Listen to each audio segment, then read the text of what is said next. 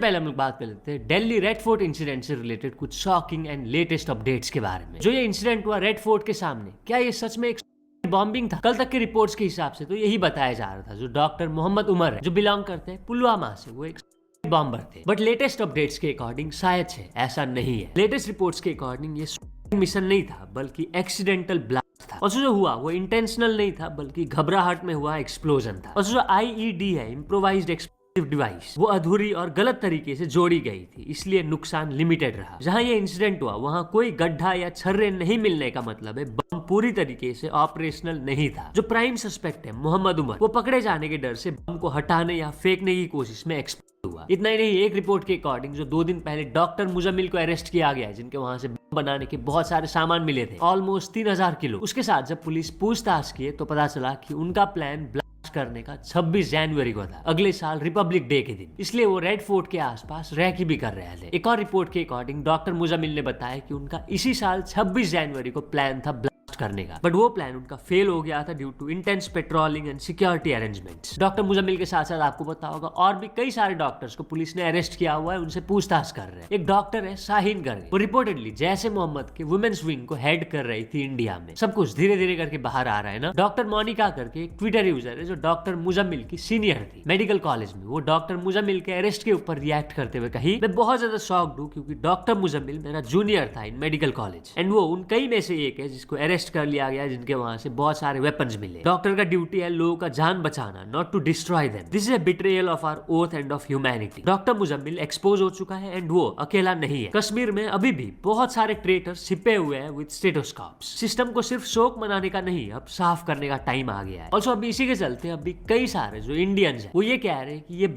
करवाया गया है ताकि लोगों का ध्यान AQI एंड बिहार इलेक्शन से हट जाए। यस, पिछले कई टाइम से आपको पता होगा AQI एयर क्वालिटी इंडेक्स से रिलेटेड बात चल रहा था, बिहार इलेक्शन से रिलेटेड बात कर रहे थे लोग। तो कुछ लोगों का ये मानना है कि इन सब से ध्यान हटाने के लिए ये ब्लास्ट करवाया गया है। जैसे एक जन है शोभिता सचदेवा, जो कि डिजाइनर है जोमेटो में, वो ये कमेंट की थी, diverting attention by people is the lowest of the low, this will not be forgotten. इसके बाद क्या है, काफी सारे लोग जोमेटो को टैग कर रहे हैं, जोमेटो के जो ओनर है उनको टैग कर रहे हैं, ये कहते हुए कि इसको